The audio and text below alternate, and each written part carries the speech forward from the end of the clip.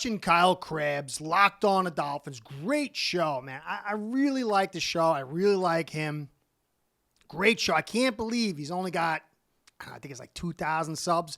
And the monkey over here has got more. This guy is great.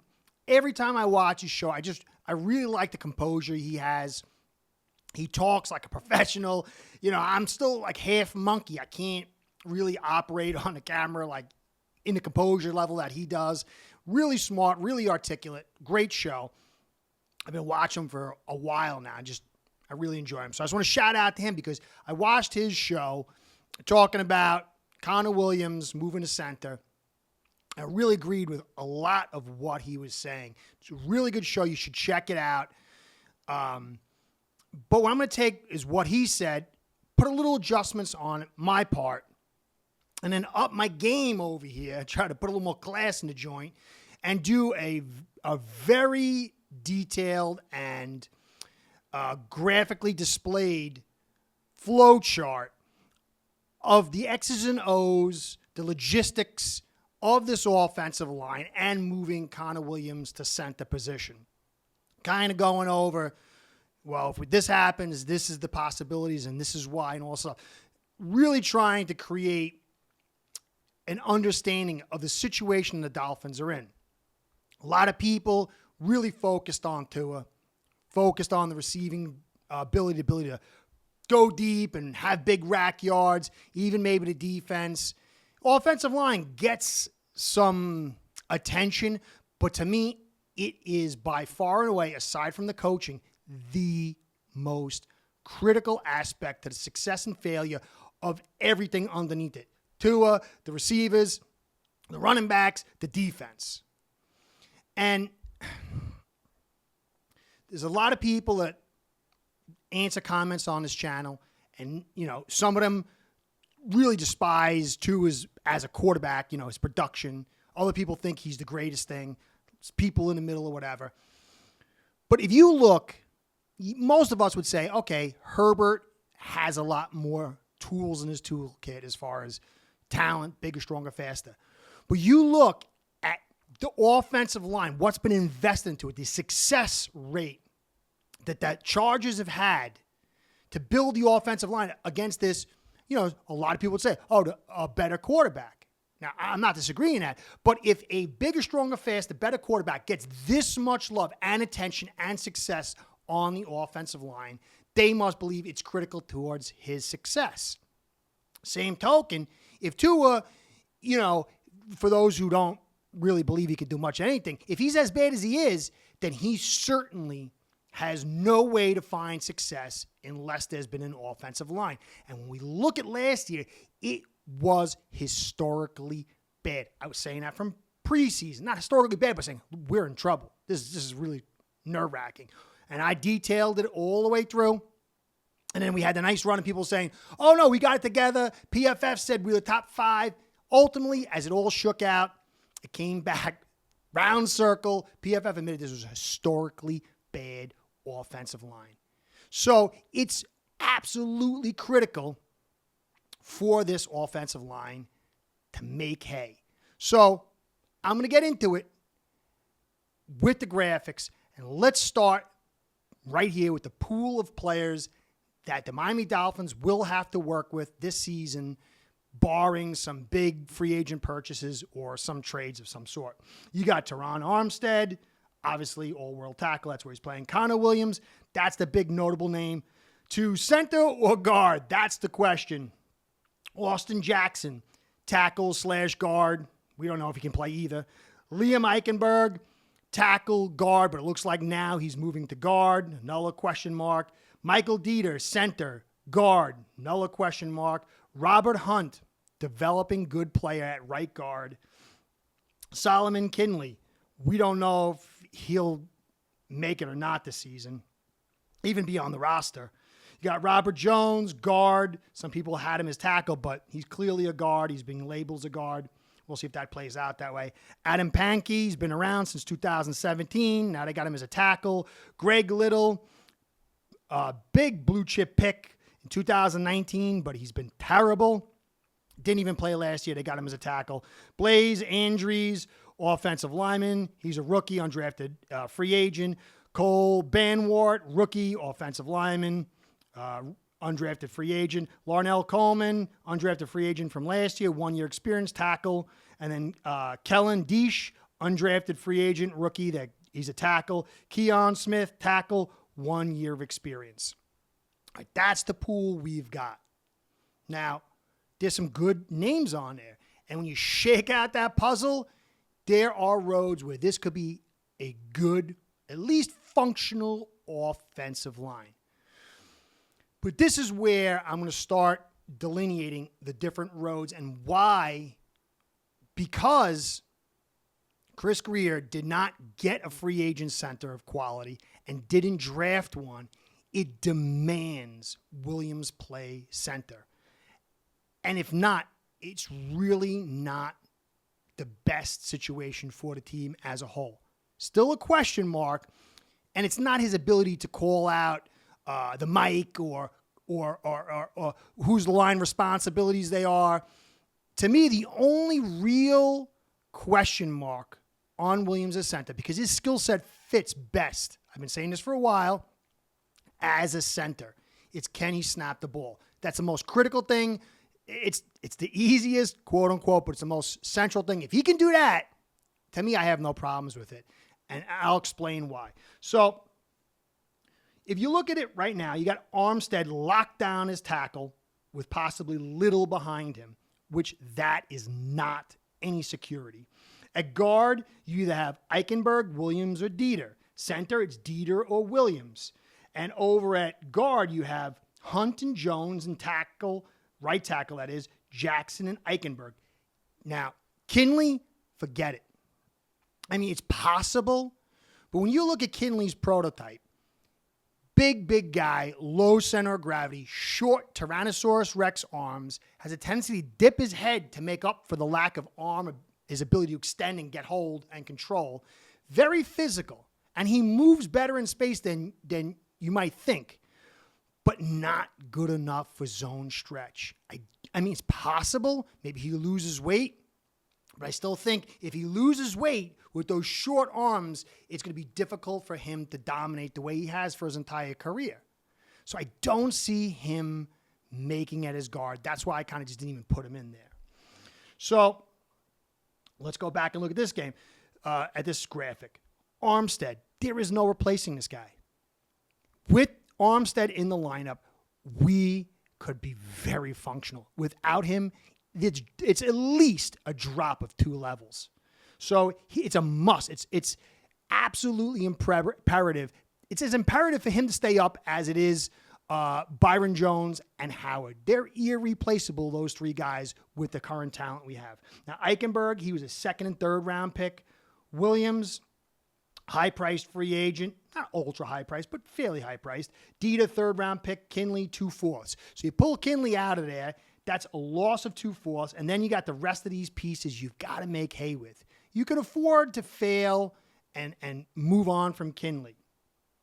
But if you look, if you have Armstead next to Williams, that's a great pairing. You would give that combo, that side of the line, a plus. But with Dieter in the middle, he was ranked, I think, 28th or 29th center in the league. That's clearly a minus, especially when you consider his run blocking ability. And I detail why his particular traits are such a detriment for the zone stretch and why McDaniel and the staff was forced to move Williams over because Chris Grier did not allow them the flexibility through free agency or the draft to rectify this giant gap. Now you got Hunt.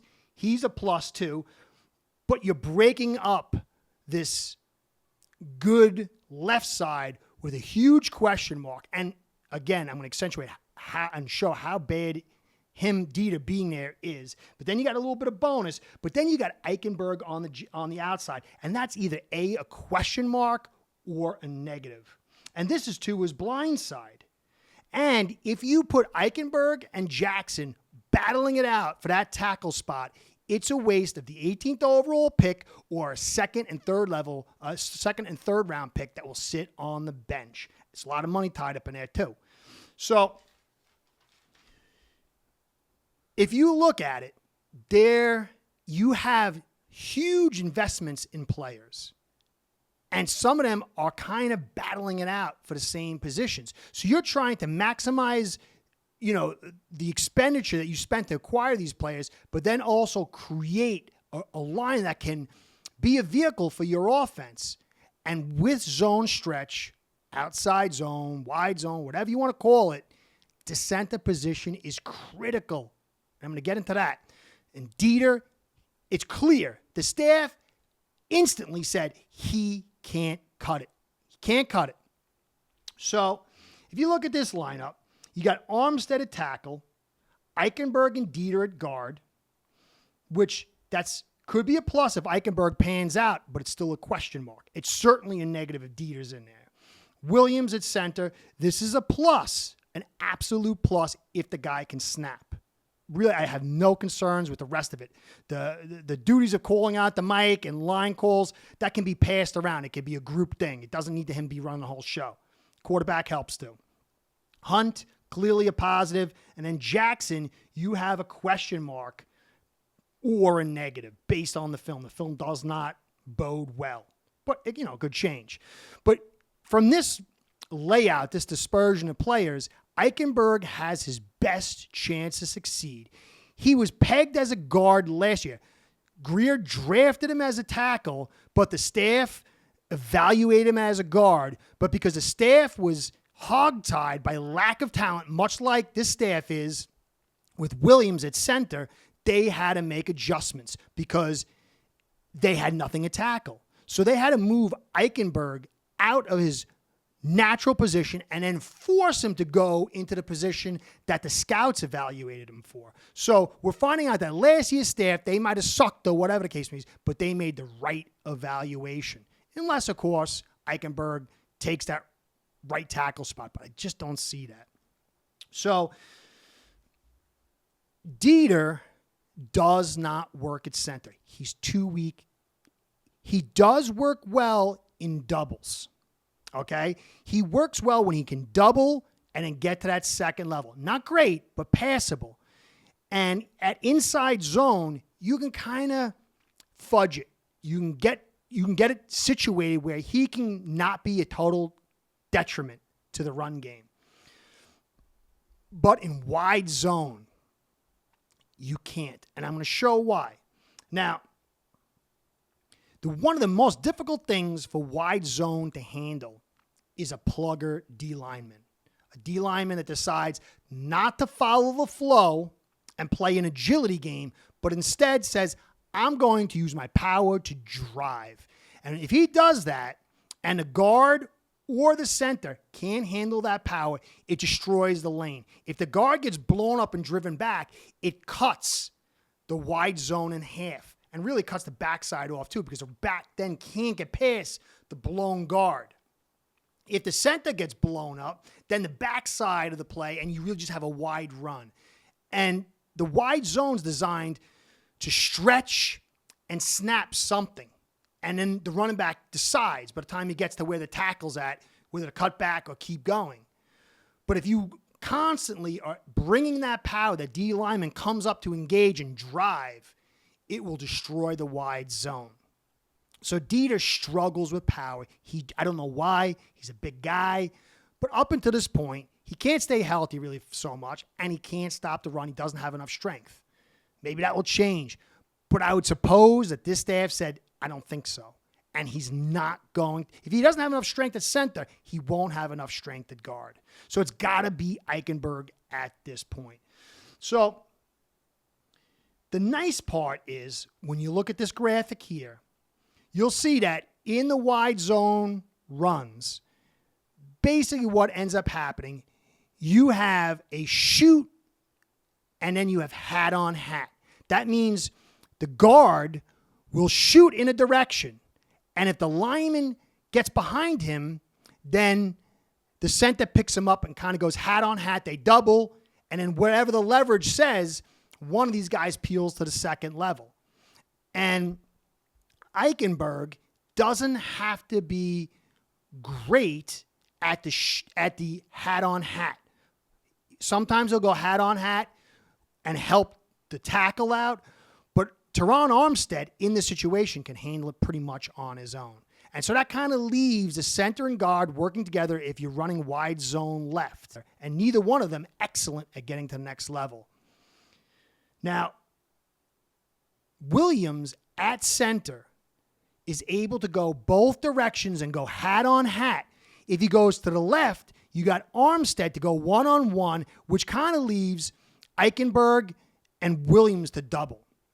If you go to the other side, where you're not going to get help from Jackson, probably, from what the film says, you've got Hunt and Williams who are going to be very nasty in the double. And both have the ability to absorb the power rush of the plugger and then also peel to the second level. And in this case, you can also give help to Jackson with a chip and go at the tight ends or a fullback or something like that. This offers balance on the offensive line with Williams in the middle to balance out the weaknesses and allow you opportunities to go left and right. But if you don't have a quality center, you're going to have Hunt marooned on the right, and you might be able to go to the left, but that backflow will be blown up because Dieter will be blown up just about every play.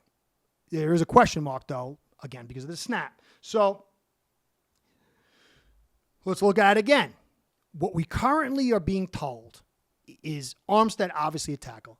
Eichenberg at right guard, where that's the position he's been pegged for, and he's not going to take it from Hunt. Guard. So left guard, that can be a little bit more pass blocker friendly. He can get help from both Armstead and he can get help from Williams. You got Williams inside, who's really good at doubling, going hat on hat and peeling to the second level and really getting that defender in a double to get the leverage, get him pushed enough so the leverage goes to the guard where he can gain control. Then you got Hunt, who's good at that his spot. He's not great at the stretch movements, but good enough, certainly good enough in a double, and even good enough to handle the power. And then you got Jackson at the end. I don't think he's good enough. But if you've got four guys, if Eichenberg is truly destined to play in this league, he'll be able to do it at guard, and that's his best possibility. Williams, if he can snap, he's going to be a good center, and maybe for years to come with this franchise. Hunt's got it down, and now you got Jackson, who you can bring all your help to through scheme. You could bring it through bringing extra blockers.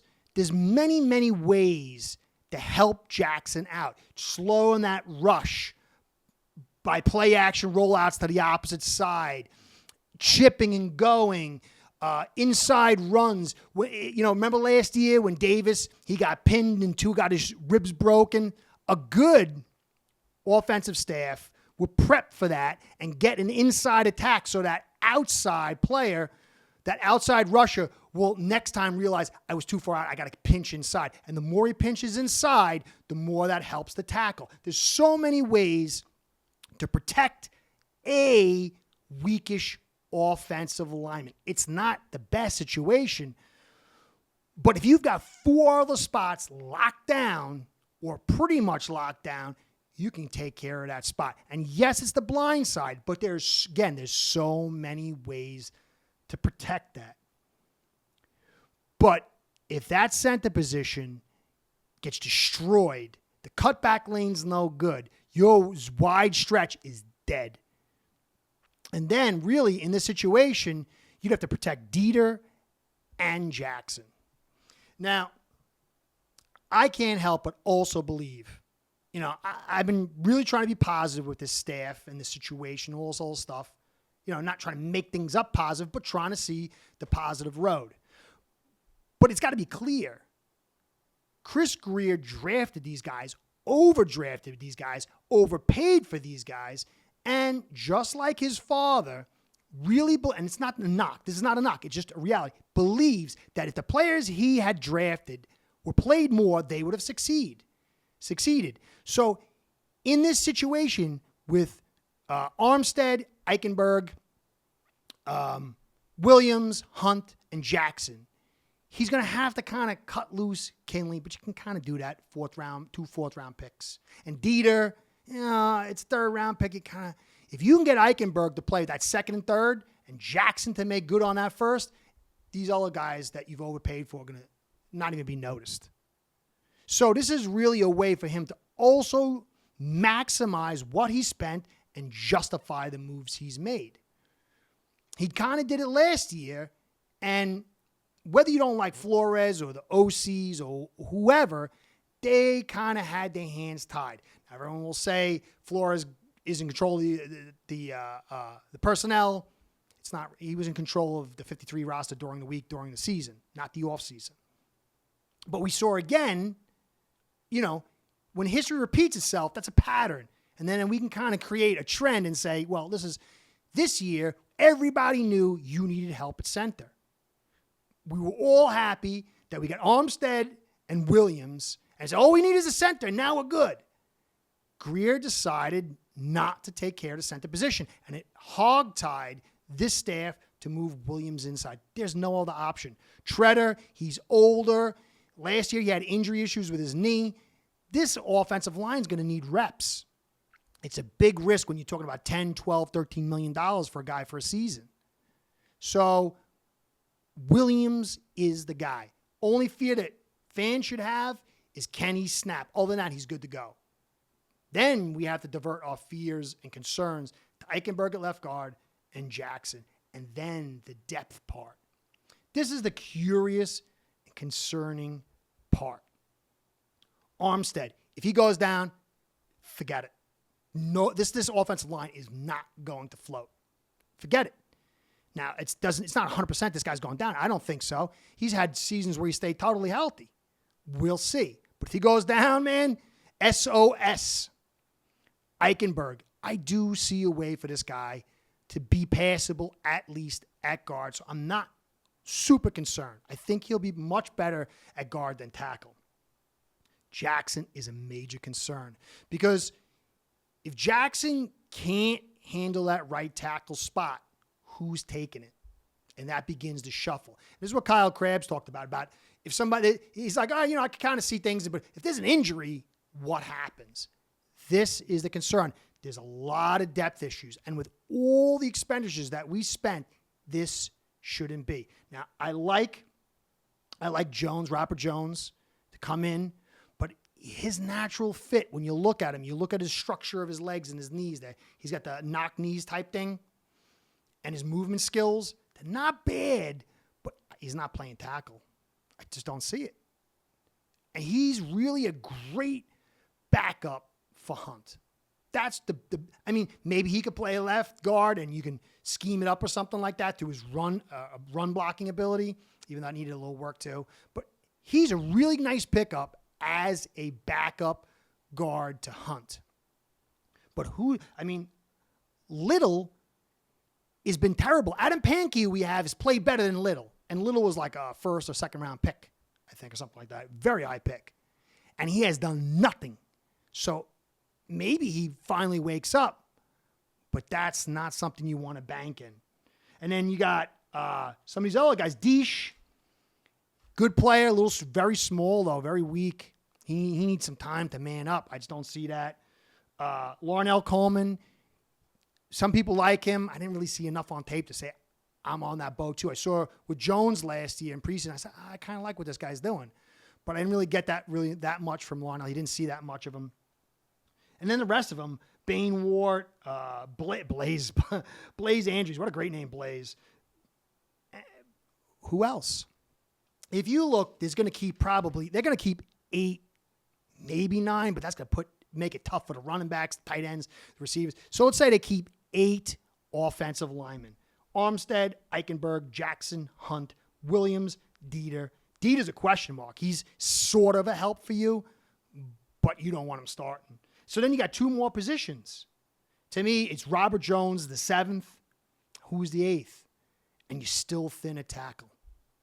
Armstead gives you that depth, but if he goes down, could get sticky. Anyway, I hope you enjoyed this little thing. I hope the images made it a little bit more clear, my thought process through it and what I think a lot of people's thought processes, and maybe it helped refine some of it. Again, Kyle Krabs, great channel, great show, Locked On Dolphins. Really appreciate what he does, like him. Curtis saying, thanks for staying to the end. Please like, comment, and subscribe. Comments mean the most. They really do. I appreciate all the time you guys give. It's a person thing. It's really about, for me, it's about people. I really like the communication, and I'm grateful for you guys. Awesome viewers. Subscribes and likes help us with the Google overlords and keeps my sponsors happy and sending me the money to keep me doing this. It's a lot of time putting in here. I got kids, house, all this stuff. I got to get paid to do it. So if it wasn't that way, I mean, YouTube's not paying you nothing. So you guys, with all that you've been doing, you made my sponsors happy and keep me doing this thing that I love, studying football and getting paid to do it. Excuses to my wife, paying the bills with it. It's a dream come true, really. Thank you. Curtis saying, catch you next time. Be well and go Phins. Bookies can earn hundreds to thousands of dollars from booking action with aceperhead.com.